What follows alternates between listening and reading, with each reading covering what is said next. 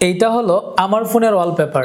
এই ধরনের ওয়ালপেপার তোমার ছবি দিয়ে অথবা প্রিয়জনের ছবি দিয়ে তুমিও কি বানাতে চাও? এই ভিডিওটা সেভ করো, কিভাবে করতে হবে আমি তোমাকে শিখিয়ে দিচ্ছি।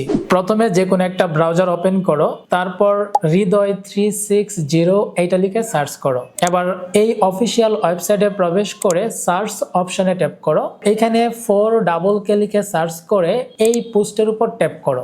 স্ক্রল করে আস্তে আস্তে নিচের দিকে চলে যাও।